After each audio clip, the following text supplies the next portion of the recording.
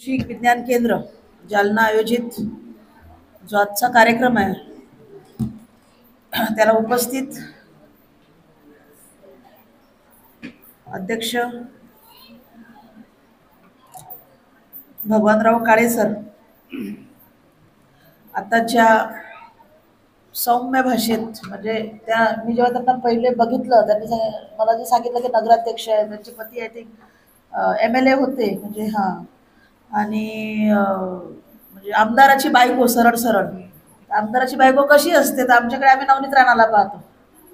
त्याच्यामुळे तुम्ही जेव्हा बघितलं मी तुम्हाला तर खऱ्या अर्थाने अशा महिलांमुळे आपला हा भारत देश समृद्ध आहे हे लक्षात घ्या की नाहीतर थोडं काही झालं है ना. राजकारण म्हटलं की आपण काय म्हणतो बायकांचं काम नाही, मात्र अशांकडे पाहून असं वाटतं की राजकारणात आलं पाहिजे. त्या प्रेरणा आहेत अशा आमच्या संगीताताई. खूप सुंदर जे मी म्हटलं अतिशय तरुण जे होते आणि म्हणजे तरुण आहेत प्राध्यापक सर कुलकर्णी सर ना, म्हणजे मी किती हसली, माझा गळा एवढा दुखत आहे तुम्हाला सांगते. पण त्यांनी जेव्हा म्हटलं तेव्हा ते जेव्हा भांडणाचं त्यांनी जो विषय काढला नवरा बायकोचा सर, तर मी हसली. पण क्षणात एक विषय पण माझ्या लक्षात आला की एक मधातला काळ असा होता की आमच्या दोघांच्या भांडणामुळे आम्ही लग्नाला सर 8 वर्ष झाले, लेकरांच्या समोर आम्ही 2च वेळा भांडलो जेव्हा ते लेकरं 1.5 किंवा 1 वर्षाचे होते. पण तेव्हाही मला लक्षात आलं की माझ्या 1 वर्षाच्या मुलाला आमचं भांडण लक्षात आलं आणि तो दोघांच्या मधात येऊन त्यांनी आम्हाला असं केलं होतं. तर ते मला म्हणजे वाईटही वाटलं. त्याच्यानंतर आम्ही कधीच भांडलो नाही असं नाही, भांडतो पोरांसमोर भांडत नाही. कारण मला 2च लेकरं नाही आहे ना, माझ्या आश्रमला 40 लेकरं आहे. सगळ्यांसमोर जेव्हा आम्ही भांडतो तर अशी कुलकर्णी सर, नंतर ज्या आपल्याकडे येऊन गेल्या उपमुख्य कार्यकारी अधिकारी महिला व बालविकास कोरे मॅडम, आणि ऑफकोर्स सोरुणे सर जे वरिष्ठ शास्त्रज्ञ व प्रमुख आहेत तिथले, या सर्वांना नमन करते. आणि उपस्थित माझी मातृशक्ती, सकाळपासून आले आहेत ना तुम्ही, मला दिसत नाही म्हणून चष्मा लावा लागते, मागची पाहू द्या. माझ्याकडे बघत आहे का हे बघत आहे मी की मोबाईलमध्ये आहे. भुका कोणाकोणाला लागल्या सांगा पहिले. भूकला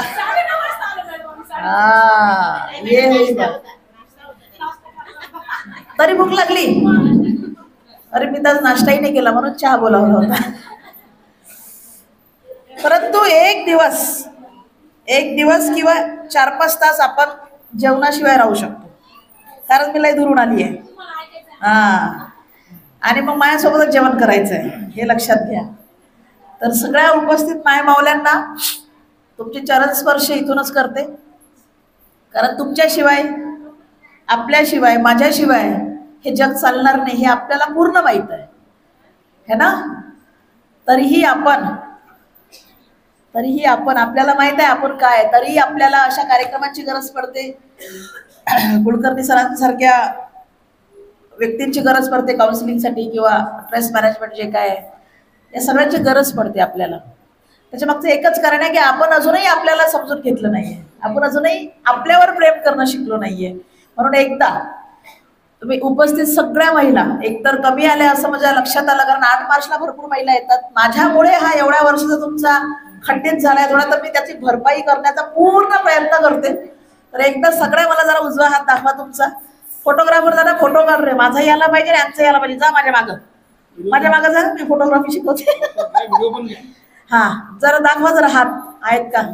अशा नाही असे. हा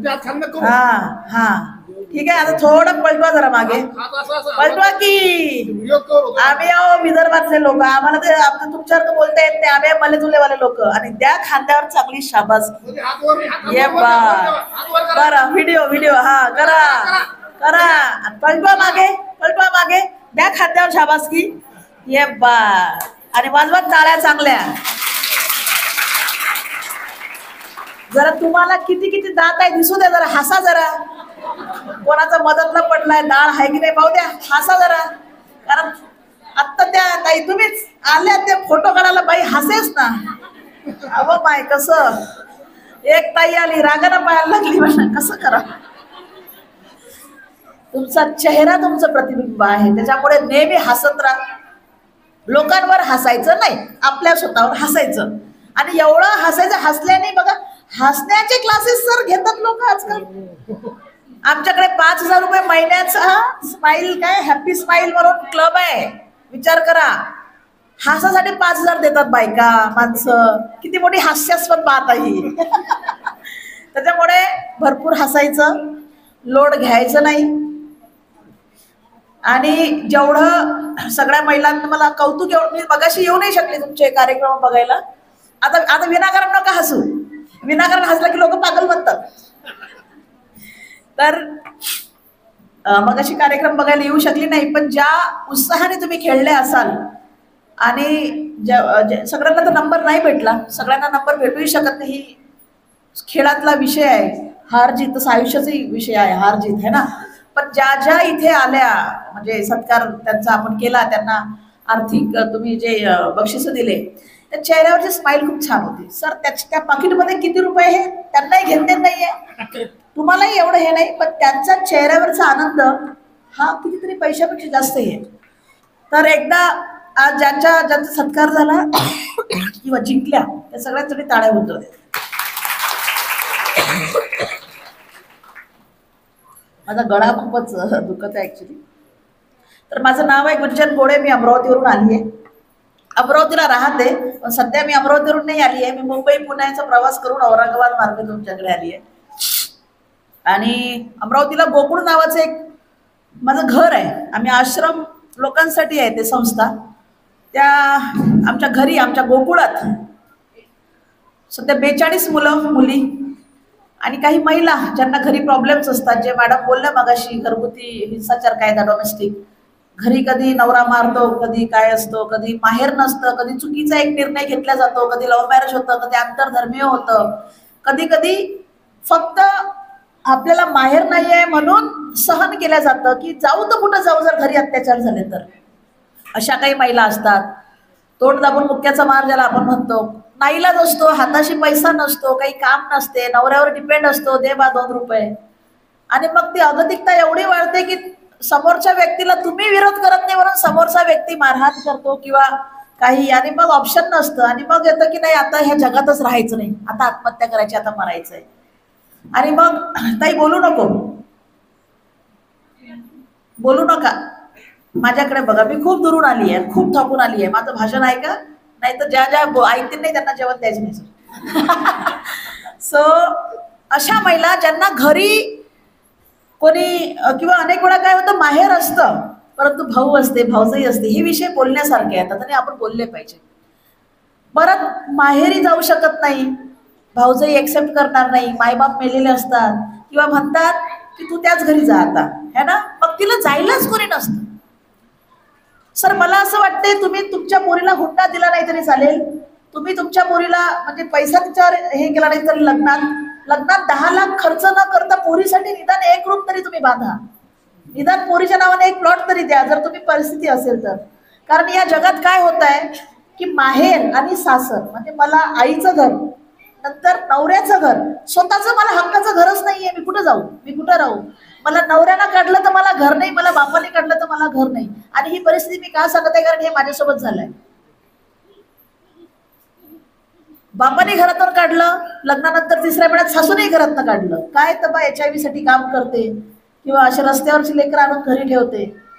जेव्हा की माझं शिक्षण MA आहे. मी नाही, टाळ्या आपण लास्ट मध्ये वाजू, काही माझं कौतुक नाही सांगत आहे मी तुम्हाला अशासाठी सांगते की तुमची जशी किंवा बाकीच्यांची जशी कंडिशन आहे तशी माझीही आहे, काही मी वेगळी नाहीये. फक्त फरक असा आहे की तुम्ही कुठंतरी किंवा एखादी बाई कुठंतरी थांबते, मी थांबली नाही. मी तो मार सहन करत, शिव्या सहन करत, सगळं करत करत मी एक पाऊल समोर टाकत गेली. बरं, त्याच्या आधी मी तुम्हाला सांगते, मी जरी तुम्हाला एवढी मोठी वाटत असली तरी माझं वय फक्त 35 आहे, वाटत ते पण आहे.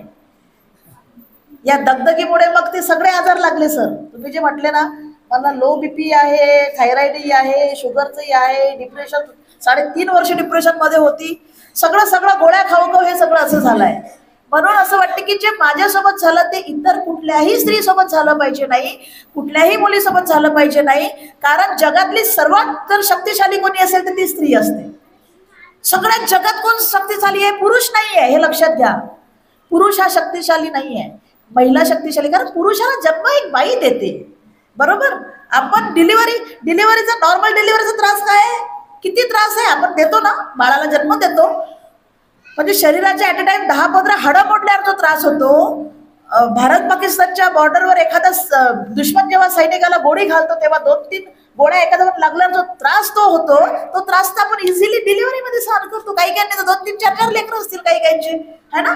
एवढा त्रास जर तुम्ही करू शकता, हे आयुष्यातले हे चिल्लर त्रास आहेत सगळे. हे त्रास काही मोठे नाही आहे, ज्याला घेऊन तुम्ही कुटुंबात प्रॉब्लेम करता किंवा जीव देण्यापर्यंत येता किंवा असं तसं. अरे अगर तुम वो कर सकते बाकी सब तुम्हारे सामने सब चिल्लर आहे. म्हणून स्वतःला कधीच कमी समजायचं. घराचा विषय काढला, जेव्हा लक्षात आलं की अरे मला माहेरही नाही, अरे मला सासरही नाही, आणि सांगायला मी मोठी सेलिब्रिटी, लोक बोलावतात, पाय धुतात, सत्कार करतात. सर माझ्या घरी शील ठेवायला जागा नाहीये, बिलकुल नाही. माझं 5 वर्षाचं पोरग मला काल बोललं, येताना ट्रॉफी आणू नको, एखादी भिंत ठेव घरात. 5 वर्षाचं लेकरू माझं. कारण आम्हाला त्याचं काहीच वाटत नाही सर.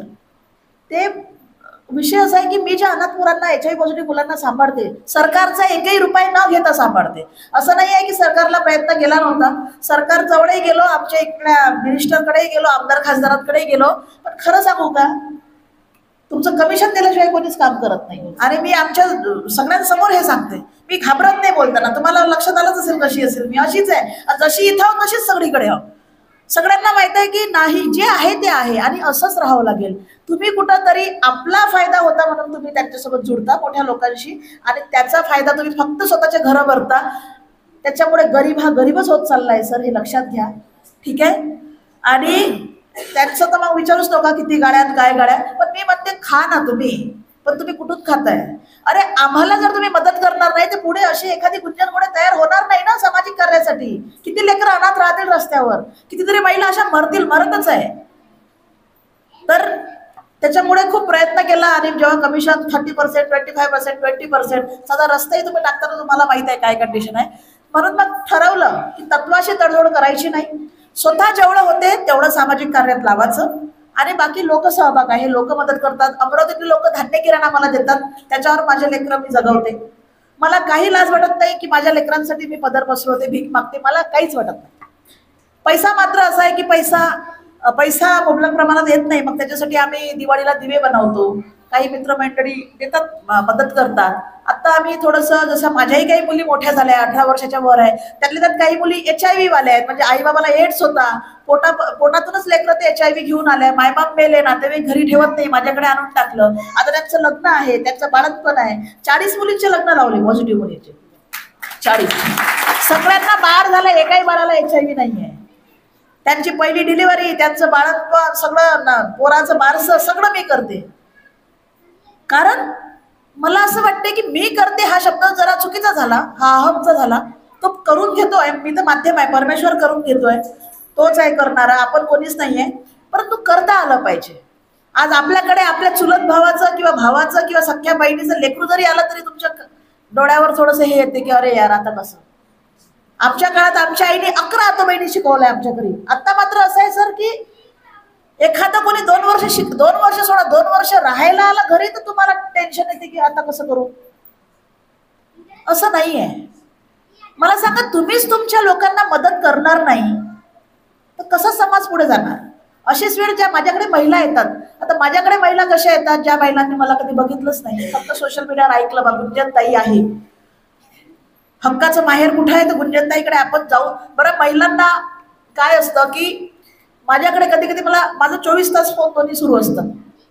आता मॅडमचे बऱ्याच वेळा माझ्याकडे लक्ष गेलं, कंटिन्यू मी मोबाईलमध्ये एवढे मेसेज येतात.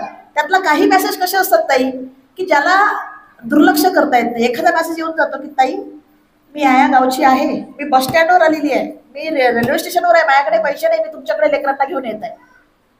एखादा फोन होते, मला एकदा फोन आला होता, मी तुकडोजी महाराजांचा मोठा कार्यक्रम सुरू होता, माझं भाषण सुरू होतं, फोन कंटिन्यू वाजत आहे, 12 मिस कॉल. एवढं तर कोणी देणार नाही, गरजू होती. कॉल आला, मुलीला घेऊन मी अशा ठिकाणी फसली आहे, नवऱ्याने मला विकलाय. कोलकाताचा आशियातला सगळ्यात मोठा जो रेड लाईट एरिया वेश्यावस्तीचा जो आहे, माझ्या नवऱ्याने मला 1.5 लाखात आणि पोरीसहित वेश्यावस्तीत विकलाय. मी कशी बशी तिथून मला निघायचं आहे, एका ठिकाणी लपून बसली आहे. तुम्ही काही करू शकता का? आणि मी तुमचा नंबर 2 वर्ष आधी फेसबुकवरून घेतला होता, नाही तर मी आता जीव देते पोरीला घेऊन. तुम्ही लक्षात घ्या, माझं मन लागेल का समोर लोकांशी बोलताना. आणि तिला तिला फक्त मी एक मेसेज टाकला की मला फक्त 15 मिनिटं दे. भाषण संपवलं. कोल्हापूरला कोलकात्यात काही मित्रमंडळी ओळखीचे आहे, संस्थेवाले, एनजीओ मुळे, आणि रेस्क्यू करून सर 3 दिवसात तिला अमरावतीला आणलं. तिचं जेव्हा शरीर पाहिलं, इथपासून तर नखापर्यंत असं एकही जागा नव्हती जिथं तिला त्रास झाला नव्हता किंवा जखमेचे व्रत नव्हते. पूर्ण आग हिरवं निळं झालं होतं. लक्षात घ्या, एकच चुकीचा निर्णय झाला, आईबाबाच्या हे करून लग्न केलं, दुसऱ्या धर्मातल्या पोराशी लग्न केलं आणि पडून गेली. आणि परत मग मदतीने प्रयत्न केले मायबापाशी, पण मायबाप म्हणले तू आमच्याकडे मेली. 2 वर्ष तिकडे राहिली. 2 वर्षात ज्या कुटुंबात तिचं लग्न झालं त्या घरातल्या प्रत्येक पुरुषाने तिच्यासोबत बलात्कार केला. सासऱ्यापासून, धीरापासून, धीराच्या मित्रापासून, नवऱ्याच्या मित्रापासून. हे लक्षात घ्या. आणि जेव्हा आता लक्षात आलं की ठीक आहे आता, तर तिला त्या म्हणजे 1.5 लाखात विकून पोरी सहितही, लक्षात घ्या. तर आपण खूप छान आहो, हे लक्षात घ्या. आपण खूप समाधानी आहोत, खूप सेफ आहात तुम्ही. या देशातल्या काही महिलांसोबत अशा अशा काही घटना आहेत, पण तरी त्या जगतायत, हे लक्षात घ्या. ती त्या एरियात गेल्यावरही तिला असं लक्षात आलं की नाही, तिला जगायचं आहे, तिला तिच्या पोरीसाठी जगायचं आहे. आणि कोणी तर असावं असं. सगळेच जर आपलं घर, आपला नवरा, आपली बायको, आपले लेकरं, आपलं घर, आपलं अंगण, आपलं ऑफिस, आपण आपला पैसा, याच्या पलीकडे जावं लागेल ना तुम्हाला. आपला किती विचार करतो आपण, फक्त आपलं. कुठंतरी मग आम्हाला असं वाटलं की आपला विचार करून काय फायदा, म्हणून हा सामाजिक क्षेत्रामध्ये मी आली. 2013ला केदारनाथला खूप मोठा प्रलय आला होता. केदारनाथला मी स्वतः तिथे नोकरी करत होती. आणि केदारनाथला प्रलय आल्यावर आम्हाला आमच्या सिनियरनी म्हटलं की आता आपला जो समोरचं काय आमचे कोर्स होते ते तर होणार नाही, तुम्हाला एअरफोर्सचं हेलिकॉप्टर येईल आणि तुम्हाला उत्तर काशीवरनं घेऊन तुम्हाला दिल्लीला पोहोचवेल, तिथून तुम्ही आपापल्या राज्यात जा. तेव्हा माझं वय होतं 23.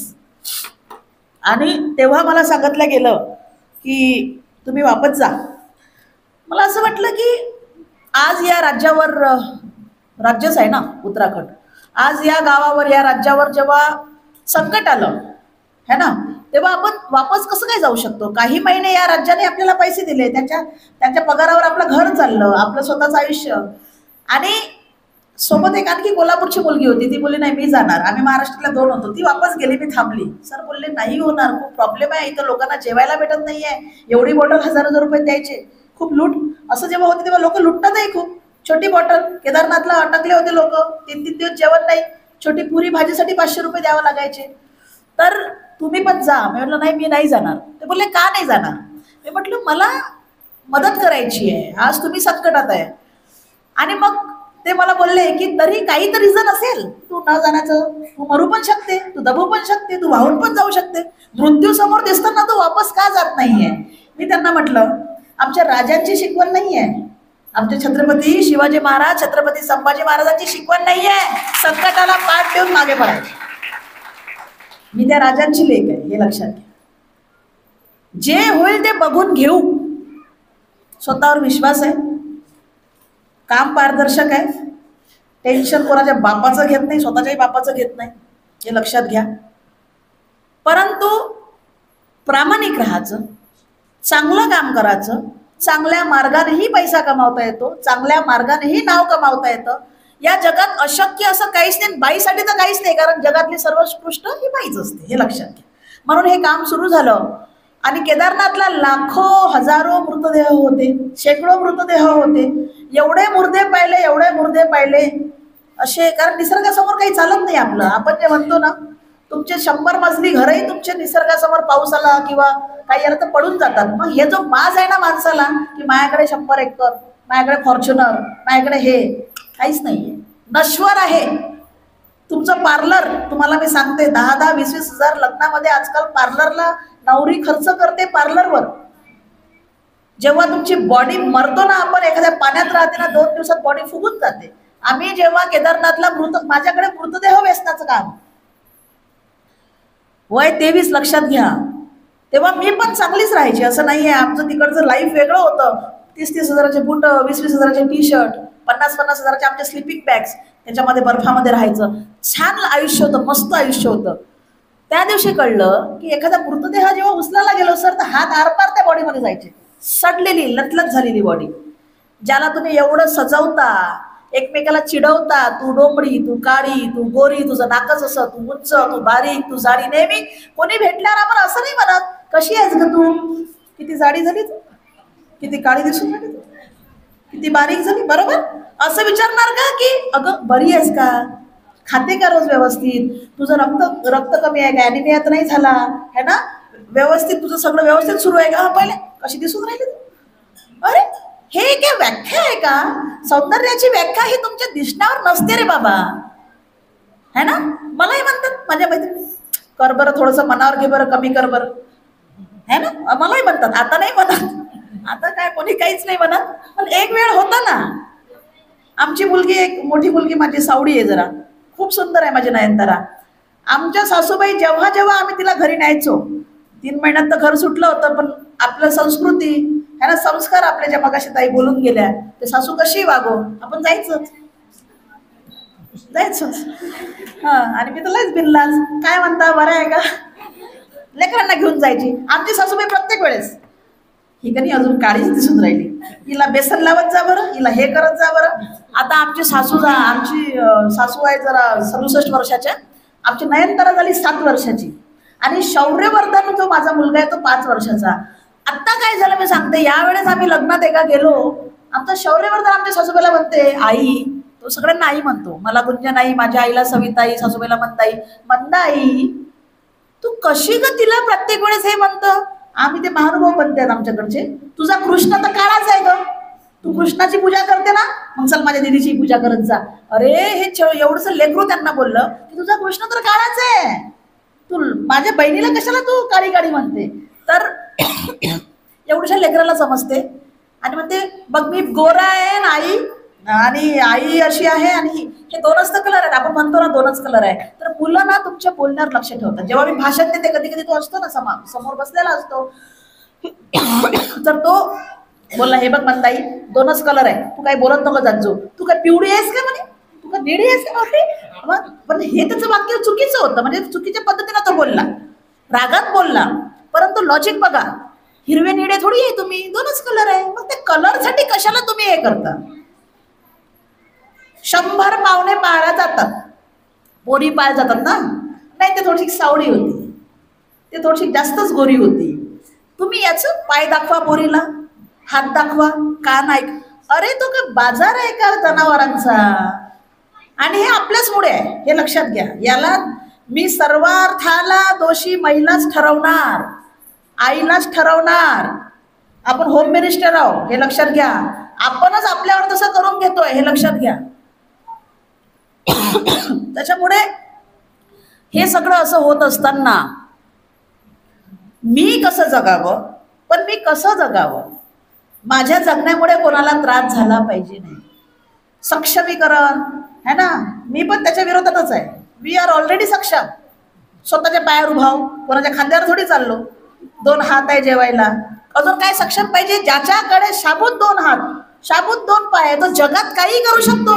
अरे तुम्ही सोडा, ज्यांच्याकडे 2ही पाय नाही, 2ही हात नाही, ते एव्हरेस्टला चढून येऊन राहिले.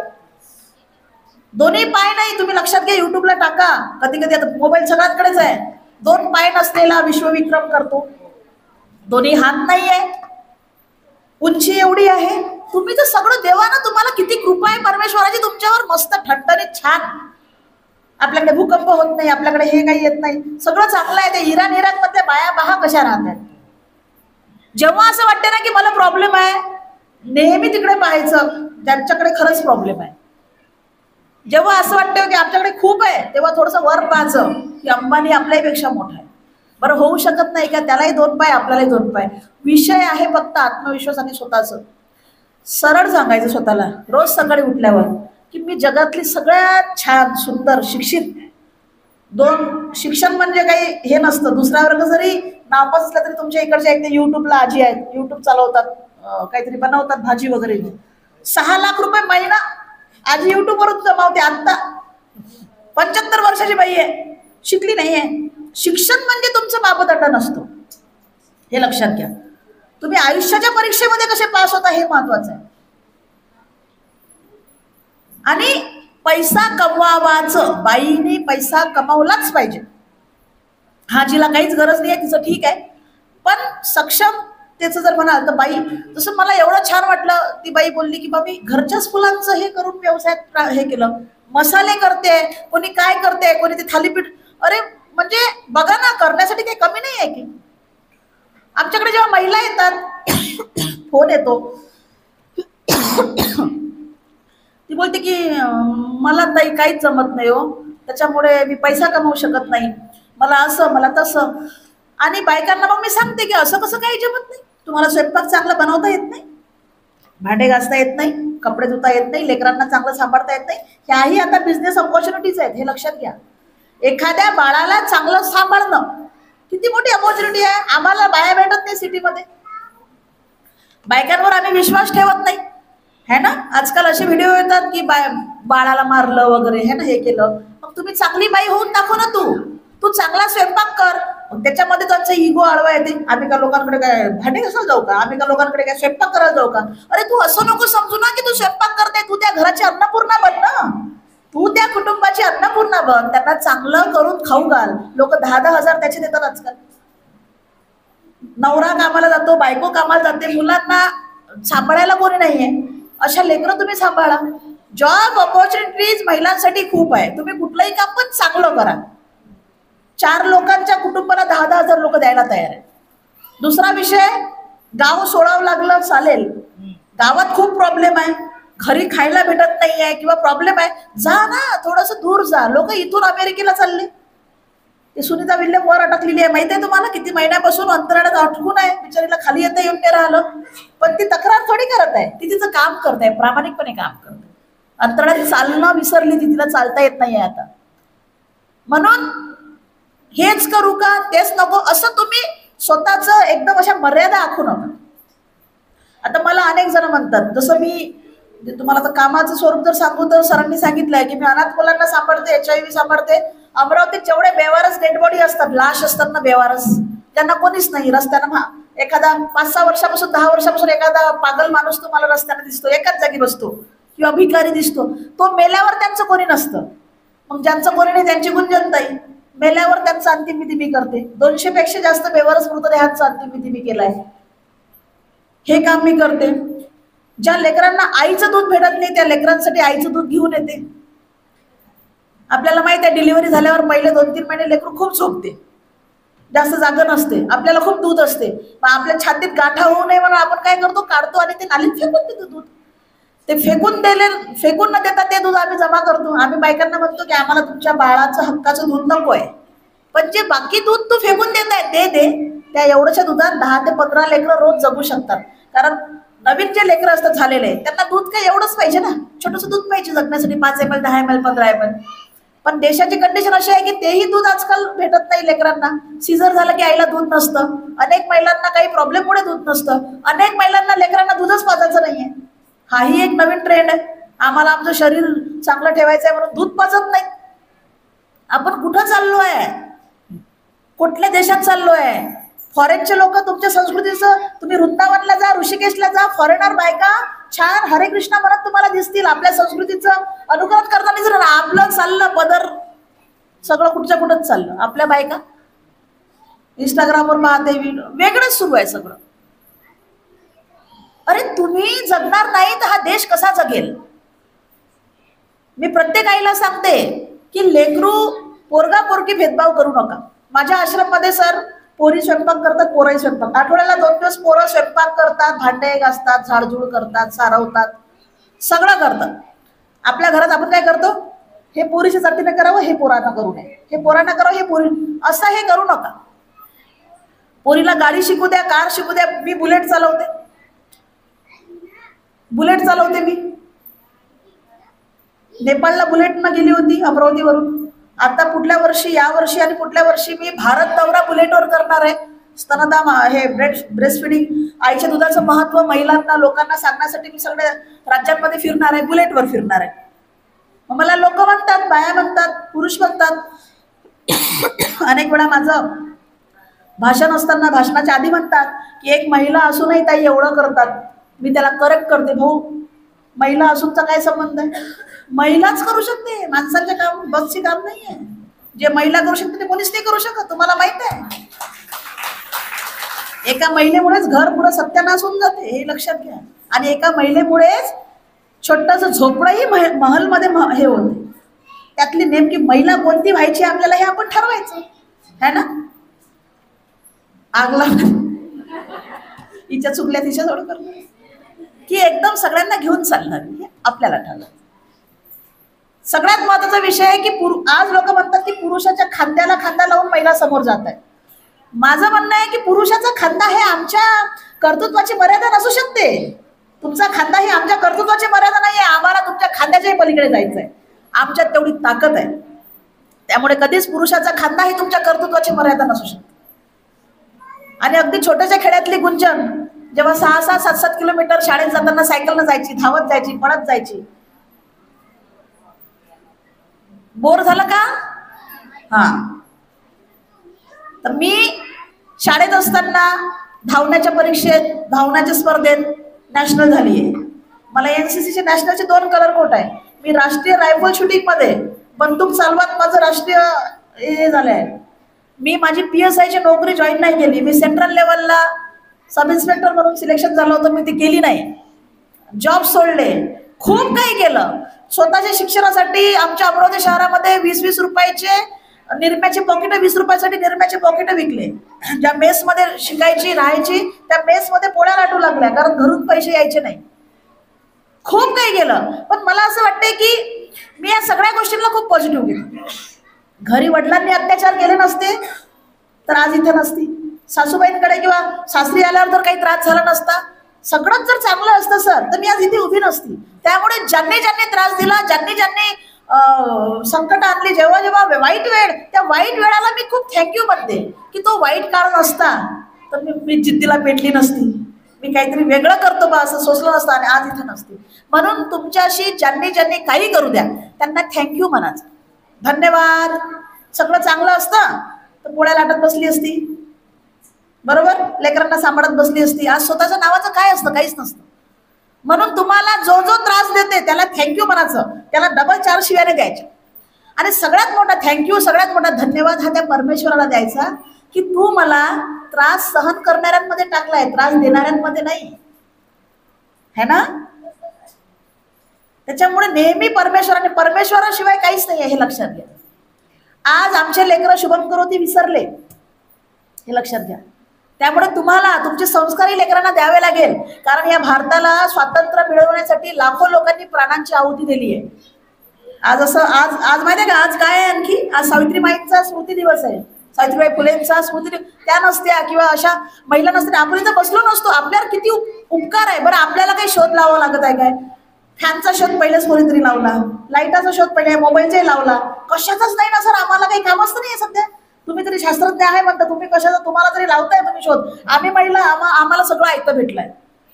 ह्या बॉटलचाही शोध लागला, काही करावं लागत आहे का? फक्त तुम्हाला घर सांभाळावं लागत आहे स्वतःला, तेही आपल्याच्याने व्यवस्थित होत नाही. त्याच्यातही तक्रार आपली. तुमची सगळी सोय लावून दिली आहे देवाने. मोबाईल पाहिजे, मोबाईल, एव्हरीथिंग, कार, गाडी, पहिले पैदल जावं लागायचं. सगळं आहे होतं आपल्याकडे. फक्त आपल्याकडे ना स्वतःवरचा विश्वास नाहीये, संयम नाहीये, मनात प्रेम नाहीये लोकांसाठी, आपलेपणा भरलेला आहे सगळं. तर तुम्हाला नाही म्हणताय मी, सगळ्यांना सांगताय एकंदर. त्यामुळे या जगातली सर्वात शक्तिशाली जर कुठली गोष्ट असेल ते म्हणजे प्रेम. प्रेम सगळ्यात सुंदर आहे. एखादा आंधळा असला, एखादा मुका असला, एखादा बहिरा असला, तो पण प्रेमाची भाषा समजू शकतो की नाही? असं आहे का की एखादी खूप गोरी आहे तिलाच फक्त प्रेम समजते? नाही, असं नाही. त्यामुळे प्रेम करा. खरा तो एकची धर्म जगाला प्रेम अर्पाव. प्रेम देत राहा. मी एवढंच केलं, मी फक्त प्रेम देत गेली. आणि माझ्या प्रेमाच्या या सगळ्या याच्या खाली फक्त लहान लेकरं नाही, त्या मुलांना बोलू नका देऊ, मला डिस्टर्ब होते, बाहेर करा. आणि माझ्याकडे एक तासाचे लेकर आणून टाकायचे लोक, एक तासाचे, अनैतिक संबंधातनं, अफेअर मधनं. मला असं वाटतं तुम्ही जन्मच कशाला देता? लोकांना 20-20 वर्ष लेकरं होत नाही आणि हे लोक असं आपल्या स्वतःच्या क्षणिक सुखासाठी 1 तासाचा लेकरू पावसाळ्यात आणून टाकलं. आणि एका गाडी असं झालं की 89 वर्षाच्या आजीवर आमच्या अमरावतीमध्ये बलात्कार झाला, जिला धड चालताही येत नव्हतं. म्हणजे माणसाची, समाजाची विकृती कोणत्या लेवलला गेलेली आहे. हे सगळं बघून माझं मन फार व्यथित व्हायचं. नोकरी केली असती तर आज 1 लाख पगार असता, 1.5 लाख असता, आणखी असता, पण समाधान नसतं. आपलं ऑफिस, आपलं घर. आज पैसा नाही आहे, सोनं नाही आहे, आश्रमसाठी सगळं विकवाक केलं, कर्ज काढले, सगळं तुळशीपत्र ठेवून काम करत आहे, पण समाधान, आनंद एवढं आहे. झोप छान लागते, सकाळी उठल्यावर आरशात स्वतःचा चेहरा पाहू शकते, जेवढं होते तेवढं करू शकते. आज 550 पेक्षा जास्त HIV पॉझिटिव्ह मुलांचं पालकत्व घेतलंय. एवढ्या लेकरांची आई आहे. 1 तासाच्या लेकरापासून तर 90 वर्षाच्या आजीची आई होताना खूप छान वाटते. जरी माझं वय नाही आहे, पण मातृत्वाला वय नसते सर. मातृत्वाचं हे कर्तृत्व असते, हे तुम्ही कोणालाही पदरात घेऊ शकले पाहिजे. मला फार बरं वाटते की माझा जन्म या देशात झाला, या मातीत झाला, विदर्भात झाला. मी फारच ग्रेटफुल आहे की म्हणजे जिथे जिजाऊ होत्या तिथे आपला जन्म झालाय. मला ते फार एवढा छान शब्द वाटला सर. तुम्ही बाळराजे हे जे म्हटलं, हे तुम्ही पुढे माझ्या भाषणामध्ये यूज करेल. खरी गोष्ट आहे. मी तरी आमच्या पोराला आम्ही हे असं म्हणत नाही, पण मी ऐकते. म्हणजे आम्हाला कोणत्या नावाने आम्हाला बोलवायची हे आम्हाला माहित आहे. कार्टे आहे ना, बाकीचं सांगू शकत नाही, गावात तर असं बोलतात. त्याच्यामुळे खरी गोष्ट आहे. आणि नेहमी तुमच्या लेकरांना तुम्ही विश्वास द्या की तू करू शकतो. घाबरवू नका लेकरांना की तू करू शकत नाही. त्याला म्हणा बेटा तू प्रयत्न कर, एवढं तर म्हणा. अर्धे लोक लढाई का थांबवतात? कारण त्यांच्यासोबत कोणी हे म्हणणार नसतं की तू कर, मी आहे सोबत, टेन्शन घेऊ नको. हे 3 वाक्य, तू टेन्शन घेऊ नको, मी सोबत आहे, तू कर, जे होईल ते पाहून घेऊ. नाही, कॉन्फिडन्स देत नाही कोणी. पॅरेंट्स, आई बाबा कॉन्फिडन्स देत नाही, पहिलेच घाबरून देऊ. एखाद्याला 1 लाख देणार तुम्ही व्यवसायासाठी, आता ती बाई बोलली की मी व्यवसाय करणार. अर्ध्या लोकांनी काय म्हटलं असतं, आता 6 लाख भेटले म्हणून ठीक आहे, सुरुवातीला 600 रुपये कोणी देत नाही. डुबले तर, बुडले तर, है ना, प्रश्नार्थक चिन्ह. एखादी म्हणते की 10,000 द्या नवऱ्याला, मी साड्यांचा व्यवसाय करते. नाही विकल्या तर पहिलाच शब्द निगेटिव्ह. विकल्या नाही गेल्या तर मग काय करशील? निगेटिव्ह बोलायचं नाही, बरोबर ना? निगेटिव्ह नाही बोलायचं. ठीक आहे, नाही जाईल पाहू. आपल्या नात्यात काय कमी बाया आहेत का? आत्या आहे, बहिणी गिणी, त्यांना वाटू लेकाला. पण तुम्ही व्यवसाय करा, कुठलाही करा, पार्लरचा करा, काहीही करा. आमच्या आश्रमच्या पोरींना आम्ही सगळं शिकवतो. आज मी जिवंत आहे, उद्या जर मी जिवंत नसली तर माझे लेकरं रस्त्यावर नाही आले पाहिजे, स्वतःच्या बाहेर उभे राहू शकले पाहिजे. म्हणून एकमेकाला सपोर्ट करा. बाईची दुश्मन आहे असं सरळ लोक म्हणतात, असं बोललंच नाही गेलं पाहिजे. बाईची ताकद बनली पाहिजे, कारण तिला तिचं दुःख माहीत असतं. पुरुषांपेक्षा आपल्याला एकमेकीचं दुःख माहीत असतं. मग कशाला कोणाचं हे करायचं? चांगलं राहायचं, चांगलं बोलायचं, आपल्या मेहनतीचं खायचं आणि मेहनत करताना लाजायचं नाही. मरत नाही कोणी काम करून, लक्षात घ्या. आपल्या देशात फक्त कंपल्सरी नाही आहे, इतर देशांमध्ये महिलांना 18 वर्षाच्या झाल्या पोरी की देशसेवा करावी लागते, युनिफॉर्म कंपल्सरी घालावा लागतो, बंदूक हातात उचलावी लागते. आपल्या इथं नाही आहे तसं, इतर देशांमध्ये. कशासाठी? तर त्यांना लक्षात आलं पाहिजे की तुम्ही आज जे श्वास घेताय हा पूर्वजांचा, ज्यांनी तुमच्यासाठी बलिदान दिले, त्यांचं कर्ज तुमच्यावर आहे. आज आपल्यासाठी लाखो लोक फाशीवर गेले, पण तुम्हाला माहित आहे की त्यांचं नाही माहित. आणि परत हा देश सर पारतंत्र्यात जाण्याच्या याच्या वाटेवर आहे. आपल्याला आता पाकिस्तान किंवा ब्रिटिशांची गरज नाही आहे, आपणच आपल्या हे करणार आहे. तुम्ही सोशल मीडिया बघा, किंवा हे जे अराजकता आहे राजकारणी किंवा इतर लोकांनी हे माजून ठेवली आहे ना, ते तुम्हाला एकदम खाली नेणार आहे. म्हणून तुमचं शाबूत डोक्याचं असणं फार गरजेचं. आणि डिपेंड कोणावर राहायचं नाही, कोणावरच डिपेंड राहायचं नाही. सक्षम राहायचं, एकमेकांना मदत करायची. घराचा विषय निघाला होता, जेव्हा इथूनही निघाली तिथूनही निघाली. आता माझ्यासाठी घर काय? आता छोटंसं घर स्वतःसाठी बांधलंय, माझ्या नावाचं, माझं हक्काचं. मी त्या घरात राहते. ज्या दिवशी घरात गेलो, वास्तुपूजा केली, सगळे गेले नातेवाईक, बेडरूम मध्ये गेली आणि प्रचंड रडली. अशासाठी रडली की चला आता मला कोणी म्हणणार नाही की आमच्या घरातून निघून जा, ही वेळ आता माझ्यावर येणार नाही. ही वेळ कुठल्या, ही फार बेकार वेळ असते जेव्हा म्हणते ना कोणी की निकल मेरे घर से, देख तू तेरे को क्या करना है. आज स्वतः उठते, लवकर उठते, देवपूजा करते, सगळं करते. मात्र स्त्री एवढी मोठ्या विशाल हृदयाची असते, ज्यांनी ज्यांनी त्रास दिला त्या सगळ्यांना मी घरी बोलावते, त्यांचं मानपान सगळं, खाणं पिणं सगळं करते. आता तेच लोक कौतुक करतात, हे लक्षात घ्या. अरे बाप रे, करून दाखवलं. म्हणून हा समाज असा आहे, हा तुम्हाला त्रास देईल, तुम्हाला खाली पाडेल.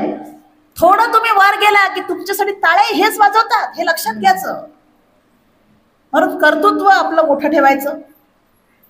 आज अमरावतीमध्ये आईच्या दुधाची बँक आम्ही चालवतो, बऱ्याच काही गोष्टी आम्ही करतो. पण या सगळ्यामध्ये जी चूक मी केली, जे मी माझ्या आरोग्यावर फार दुर्लक्ष केलं. एकाकडे नॅशनलची ॲथलीट असलेली मी आज आजारांमुळे वजन वाढलं किंवा बरेच काही विषय झाले. म्हणून स्वतःला प्रिफरन्स द्या. आपली आई हा असा प्रकार आहे, सकाळचं शिळं रात्री खाते, रात्रीचं सकाळी खाते. बरोबर. बरं, तुमच्या पोरांना तुम्ही हे शिकवा, आईची काळजी करणं. मुद्दाम पोराच्या हातात तुम्ही कांदा देत जा, चल कापून दे. संसार हा एकट्या बाईचा नसतो, संसार हा दोघांचा असतो. माझ्या नवऱ्याला मी म्हणते चल काप तू, भाजी मी करते, पोळ्या तू शेक, मी हे करते. संसार तुमच्या पोरांनी हे बघितलं पाहिजे, तुमच्या दोघांचं प्रेम, हे लक्षात घ्या. समानतेची शिकवण ही घरातनं जाते. ज्या दिवशी एखाद्या पोराला तुमच्या लेकरांना दिसणार की आपले बाबा आईला मदत करत आहे, उद्या तोही मदत करेल आणि भविष्यात तो त्याच्या येणाऱ्या बायकोला म्हणा, किंवा बायको सोडा, विवाह संस्था बंद होणार आहे काही दिवसात, बायको हा विषयच राहणार नाहीये. पाहा तुम्ही, विवाह संस्था राहणार नाहीये. दुसऱ्या महिने डिवोर्स, तिसऱ्या महिने divorce, live in relationship, contract marriage सुरू झालाय ना आता. परंतु त्याच्या आयुष्यात येणाऱ्या प्रत्येक बाईशी तो इज्जत न वागेल. या देशात बलात्कार रोज होत आहेत. हे कामुळे होत आहेत? आपल्याच मुळे होत आहेत, हे लक्षात घ्या. कपड्यांमुळे बलात्कार नाही होत, संस्कारांमुळे बलात्कार होतात, धर्मामुळे होतात. तुम्ही धार्मिक शिक्षण पोरांना देत नाहीये. आम्हाला लव जिहाद सारखे याच्यामध्ये लोक म्हणतात की लव जिहाद किंवा चालली आहे. मी म्हणते मी धर्माला दोष देत नाही. मी त्यांना म्हणते की 2 वर्षाचा लेकरू, मुस्लिम समाज हा 5 वेळाच्या नमाजला पोरांना घेऊन जातो. बरोबर. है यहाँ पे मुस्लिम नमाज पढ़ने के लिए छोटे बच्चों को लेके जाते हैं. आपल्याकडे आपण शुभम करोती म्हणायला लावत नाही सर 2 वर्षाच्या लेकराला. तुम्ही लक्षात घ्या. तुम्ही जिथपर्यंत तुमचा धर्म त्यांना सांगणार नाही, धर्म ज्याला माहित आहे त्याला चांगल्या वाईटाची निवड करता येते. ह्या ज्या मुली निघून जातात हे सांगतात ना आम्हाला, तुम्ही जर त्यांना व्यवस्थित शिक्षण दिलं असतं तर त्याला कळलं असतं ना की कुठं वाईट आहे, कुठं चांगलं आहे. हे आईचं कर्तृत्व आहे, हे आईचं काम आहे की त्याला धर्म म्हणजे फक्त हा हिंदू मुस्लिम बौद्ध हा नसतो. धर्मानं आपण काय म्हणतो, धर्मानं वागायचं, धर्मानं हे करायचं. धर्म तुमच्या व्यवहारात यायला पाहिजे. धर्म म्हणजे प्रामाणिकता, शुद्धता, सत्यता. तुमच्या वागण्यानं इतरांना त्रास झाला पाहिजे नाही. 10 वाजून गेले तरी डीजे एवढे वाजतात. शेजारच्या घरी एखादा हार्ट पेशंट असतो है ना, एखादी मय्यत झालेली असते, एखादं अगदी छोटं तानुलं बाळ असतं ज्याच्या त्या आवाजामुळे कायमस्वरूपी त्याला बहिरत्व येऊ शकतं. आपल्याला काय, आमचं एन्जॉय, तुमच्या घरासमोर वाजवतो काय असं बोलतात लोक. असं नाही रे, सगळ्यांना घेऊन चालावं लागेल. छोट्या जरुरी नाही आहे समाजसेवा करण्यासाठी गुंजन गोळेसारखं घराचा त्याग, सगळ्याचा त्याग करून जंगलात राहावं लागेल. छोट्या कृतीतनं तुम्ही समाजसेवा करू शकता. रस्त्याने चाललो, एखादा 2 रुपयाचा बिस्किटचा पुडा ठेवायचा जवळ, एखादा उपाशी दिसते त्याला द्यायचं. काय गेलं, तुमचे 2च रुपये गेले, पण तो किती आशीर्वाद देईल किंवा तो किती धन्य मानेल की चला बा. एखादा पाण्याची बॉटल, जाताना एखाद्या वेळेस थांबायचं, एखाद्याला बसून घ्यायचं. ओळखीचे आला तर बसून घेऊ शकतो आपण, त्याच्या जवळून कट मारणार पण त्याला विचारणारही नाही की कुठं चाललं. एवढी सर माणुसकी हरवत चालली आहे. सगळं चांगलं होऊ द्या, माणुसकी हरू नका तुमच्यातली. तेवढं जर गेलं ना तर काही कामाचं नाहीये. तुमच्याकडे पैसा आहे, बंगला आहे, गाडी आहे, सगळं आहे, पण माणुसकी नाही. बरोबर. म्हणून तुम्ही जसे वागसाल तसे तुमचे लेकरं शिकणार. म्हणून, आणि लेकरं शिकवण्याला शिकत नाही, बघून ऑब्झर्वेशन करून शिकतात. आजकाल आजी आजोबा घरात पाहिजे नाही, मग देवाजवळ कोण बसवणार, टाळ वाजवणं कोण शिकवणार. आजी आजोबा असले की ते सुरू राहतं ना, विठ्ठल. आजकाल म्हणते नाही आम्हाला आई बाबा पाहिजे नाही, फ्लॅट पाहिजे. बरं, काही आई बाबाही अशी आहेत, पोरं जर शिक्षणाला किंवा पोरं जर लग्न करून ताई पुण्या मुंबईत गेलं, हे तिथं जायला तयार नाही. आम्हाला फ्लॅटमध्ये गमतच नाही. अरे पण त्यांच्या लेकरांना तुमची गरज आहे ना. काही दिवस त्या सुनीवरही तुम्ही जरासं त्याच्यावर हे करा ना, सुनीचे दिवस काढून द्या. काही काही असं आहे, टाळ्या दोन्ही बाजूनं. मी तुम्हाला सांगते, वृद्धाश्रमात आमच्याकडे वृद्धाश्रम हे होतं, काही दया करून फायदा नाही आहे. काही काही सासू सासरी बदलतच नाही, हेही लक्षात घ्या, आहे ना. काही काही बाया सासूबाई तिच्या पोरीला तिला सगळं चांगलं पाहिजे, पण सुनी सोबत तर ते थोडंसं काही ना काही करणारच. हेही चुकीचं आहे, बरोबर. आणि सुना पण आपण पण. आम्ही मात्र एक केलं. आम्ही घरातून निघालो, पण आम्ही आमच्या नवऱ्याला म्हटलं नाही, तिनं जन्म दिलाय, ती आता म्हातारपणात आहे, तुला तिची काळजी घ्यावीच लागेल. मी 16 किलोमीटर दूर आहे, मी जाणं येणं करू शकते. सासरे गेले कोविडमध्ये, माझ्या कुशीत सासऱ्यांचा जीव गेला कोविडमध्ये. कोरोनात कोणी कोणाला हात लावत नव्हतं. मी कितीतरी मृतदेहांचं पॅकिंग केलंय. कोरोनामध्ये मी घरात नव्हतीच. जेव्हा माझं बाळ 7-8 महिन्याचं होतं कोविडमध्ये, तरी मी केलं काम. मला काही कोविड काहीच झाला नाही. माझी विल पॉवर एवढी स्ट्रॉंग आहे, मला माहिती आहे मला काहीच होणार नाही. आणि झालंही तर त्याच्यावर आपण मात करू शकतो. सब गेम यहाँ का है, आप कैसे सोचते हो, है ना. सब गेम यहाँ का है. मी जर रडत बसली असती, आता काय करू, माझं तर काम बंद होणार आहे, घरात पोळ्याच करू काय. तुमच्यात एवढी ताकद पाहिजे, सगळं करायचं. एक दिवस तेच लोक म्हणतात की ठीक आहे बा, कर तुझं काम, तू झालंय माझ्यासोबत असं. म्हणून परंतु एक लक्षात घ्यायचं की तुमच्या कृतीमुळे कोणाला त्रास झाला पाहिजे नाही. हे सगळं काम करत असताना अडचणी पण येतात, परंतु चांगले लोक आहेत, चांगल्या लोकांमुळे समाज टिकून आहे. आज मला इथे बोलावलं, मला खूप छान वाटलं, तुमच्याशी मी काय बोलू शकली. एकच सांगेल, स्वतःची मानसिक आरोग्य, मेंटल हेल्थ ज्याला म्हणतो आपण, मानसिक आरोग्य स्वतःच खूप जपावं लागेल तुम्हाला. रोज सकाळी उठलं, पहिले जरा जमिनीशी पाया पडायचं.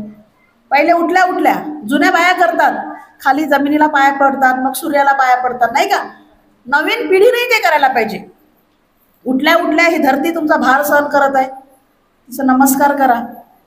लोक ऑब्झर्व करतील, तुमच्या घरातले ऑब्झर्व करतील, लेकरं ऑब्झर्व करतील, आणि मग ते पण तसे करतील. देवाला धन्यवाद द्या की बा आजचा दिवस दाखवला. अर्धे लोक रात्री झोपीतच डिशक्या होऊन जातात. ठीक आहे, तुम्हाला आजचा दिवस देवाने दिलाय, हा दिवस तू दिलाय देवा, धन्यवाद. फक्त आजच्या दिवसात माझ्याकडनं काही चुकीचं होऊ देऊ नको, कोणाचं मन दुखू देऊ नको, माझ्याकडून माझंही मन दुखू देऊ नको, असं देवाला म्हणायचं. लोकांचं नाही, माझं पण. स्वतःची मनमारी करायची नाही, कोंडी करायची नाही स्वतःची. बायका रात्री लेट झोपतात, सगळे झोपले की बायका झोपतात, आणि सगळे उठायच्या पहिले तुम्ही उठता, बरोबर. घरच्यांनी म्हटलं पाहिजे, अरे बा तूही बाई आहे, चल आज रात्रीचं मी हे करतो. किंवा तुमच्या तुम्ही पोरांना ते संस्कार द्या. तुम्ही म्हणता हा जाऊ दे मी कर, सगळं काम अंगावर घेऊ नका. कशाला मोठेपणा, तुम्हाला काय कोणी पद्मश्री भारतरत्न देणार आहे की सकाळी 4 वाजता उठून? रात्री झोपशील 12 वाजता, उठशील 4 वाजता. अगं 7-8 तासाची झोप. आणि आता वयाच्या 50-60 नंतर झोप लागत नाही जास्त, पण तुम्हाला गरज आहे जास्त झोपीची. जास्त नाही, पुढे पुढे मी काही घेणं देणंच नाही. कोणी तुम्हाला पुरस्कार देणार नाही. त्याच्यामुळे शिळं अन्न जास्त शक्यतोवर खायचं नाही. 5-5, 6-6 महिन्यातनं स्वतःच्या रक्ताची चाचणी करायची. आपलं हिमोग्लोबिन किती आहे? 6, 7, 4, 5, 7, 8, बरोबर. माझा आहे 15, 14.5, 15, 13, त्याच्या खाली मी येतच नाही. आम्हाला बीट नाही आवडत खायला, लाल लालच दिसते. आता माय माय माय माय, अहो बिचारे खात जा ना जराशी, काय होते नाही खाल्लं तर. बीट खायचं थोडंसं, नाही काही तर ते काळ्या मनुका खायच्या. स्वतःसाठी काहीच खाणार नाही आपण. ॲनिमिया हा आजार आहे, रक्ताची सगळं कमतरता. अरे आपल्याला मासिक पाळी येते, बरोबर. महिन्याला किती रक्तस्राव होतो, या शरीराला किती गरज आहे, तरी आपण खात नाही. भरपूर खायचं. आणि घरात म्हणजे मी तर म्हणते, महिला दिनाच्या दिवशी तर पुरुष असले पाहिजे खरं तर, फक्त बायका नसल्याच पाहिजे. घरातले लेकरं पुरुषांना, महिला दिन हा पुरुषांनी सेलिब्रेट केला पाहिजे, जसं यांनी आपला केला. पुरुषांना जास्त गरज आहे सांगण्याची की बायकोसाठी, पोरीसाठी, आईसाठी पेन खजूर न्यायचं, हे खात राहायचं. घरगुती उपाय तर करूच शकतो. ते दवाखान्यात गेल्यावर 10-10 हजार दवाखान्यात दिल्यापेक्षा 4-4, 5-5 त्यांचं म्हणजे रक्त काय हिमोग्लोबिन होतेच कसं. शेतात जे कामाला जाते, हो बाई गरज आहे, मान्य आहे, पण सगळंच. आणि तू गेल्यावर मग त्या घराचं काय, त्या लेकरांचं काय. म्हणून आपण आई आहो, आपलं आई पण आपण जपलं पाहिजे, है ना. बाई पण भारी देवा. मगाशी मी त्यांना का विचारलं तुम्ही साडी घेणार का, त्यांनी नाही म्हटलं. का नाही घ्यायची, गेल्या का 6 लाख वाल्या ताई, गेल्या गेल्या गेल्या. त्यांना माझा निरोप पाठवचा, एक चांगली साडी घ्यायला सांगितली मला ताई. स्वतःवर प्रेम करायचं, आपल्यासाठी आपला पैसा थोडा का होईना खर्च करायचा. तुम्हाला जसं वाटते देवदर्शनाला जा, मनात काही ठेवून मरू नका की हे राहिलं. बिलकुल नाही. पिक्चरला जायचंय, 4-5 मैत्रिणी छान छान पिक्चर, आता छावा लागलाय, जायचं शहरात जाऊन पाहायचं. माझ्या आईची खूप इच्छा होती विमानात बसायचं. बरं, आता विमानाचा प्रवास म्हणजे जास्त काही महाग नसतो. आमच्या नागपूरवरून दिल्लीचं तिकीट 4,000 फक्त. 4,000 काय मोठा थोडी विषय, माझ्यासाठी तर नसायला पाहिजे. एकदा औरंगाबादच्या विमानतळावर जायचं, एकदा करायचं, एकदा विमानाला जा. सगळ्या पोरांना सांगायचं, तुमच्या पोराला, तुमच्या नवऱ्याला वाटलं पाहिजे, तुमच्या पोरीला वाटलं पाहिजे की माझ्या आईने लहानपणापासून माझ्यासाठी फक्त कष्टच केले, एकदा तुम्ही माझ्या आईला बसू. हे भावना कधी येईल, ह्या भावना तुमच्यामुळे येते. तुम्ही त्यांना दिसूच देत नाही तुमचं काही, बिलकुल नाही. सगळं करायचं. मी त्यांना म्हटलं ना साडी घ्यायची, वाटलं तिथं जायचं. एखाद्या, खरं सांगते तुम्हाला, प्रवास भरपूर करायचा. घरात राहून काही माणूस शिकत नाही. बाहेर गेल्यावर तुमच्या लक्षात दिलं, अरे आपल्यापेक्षाही वाईट लोक आहेत, आपल्यापेक्षाही वाईट दिवस काढत आहेत. मुंबईत गेल्यावर लक्ष दिलं, अरे बापरे एवढाही बंगला आहे, म्हणजे मेहनत केल्यावर एवढा बंगलाही होऊ शकते. तर हे सगळं फक्त दृष्टिकोन आपला चांगला ठेवायचं. खूप काही सांगायचं होतं, पण आवाजापुढे आणि जसं सुचत गेलं तसं बोलत गेली. शेवटी एक फक्त कविता म्हणते आणि थांबते. देवाला मी भरपूर मानते, देवाशिवाय माझं अस्तित्व नाही आहे हे मला माहीत आहे. परंतु कवितेचं नाव आहे आज देवाला सुट्टी आहे. आज देवाला सुट्टी आहे, कृपया मंदिरात जाऊ नका, देव फार बिझी आहे, त्याला साकडं घालू नका, उगीच उपास तापास करू नका.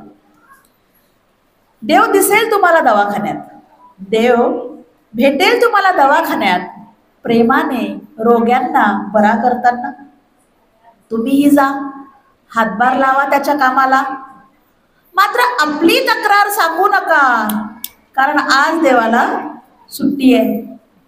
देव दिसेल तुम्हाला ट्रॅफिक सिग्नलवर, देव दिसेल तुम्हाला ट्रॅफिक सिग्नलवर, खेळणी विकणाऱ्या मुलांच्या सुरक्षिततेसाठी हातात वह्या पुस्तके घेऊन तुम्हीही जा, त्या लेकरांना सुशिक्षित करा, मात्र आपली तक्रार सांगू नका, कारण आज देवाला सुट्टी आहे. देव दिसेल तुम्हाला वृद्धाश्रमात, देव भेटेल तुम्हाला वृद्धाश्रमात, आजी आजोबांचे डोळे पुसताना, हातात रुमाल घेऊन तुम्हीही जा, त्यांचे अश्रू पुसा, मात्र आपली तक्रार सांगू नका, कारण आज देवाला सुट्टी आहे. देव बसलाय अन्नाच्या कणात, देव बसलाय अन्नाच्या कणात, उगीच अन्न वाया घालू नका. जमलंच तर फक्त एखादा घास द्या भुकेल्या माणसाला, देवाला प्रचंड काम आहे, त्याचा वेळ वाया घेऊ नका. जमलंच तर फक्त एखादं सामाजिक काम करा, कारण आज देवाला सुट्टी आहे.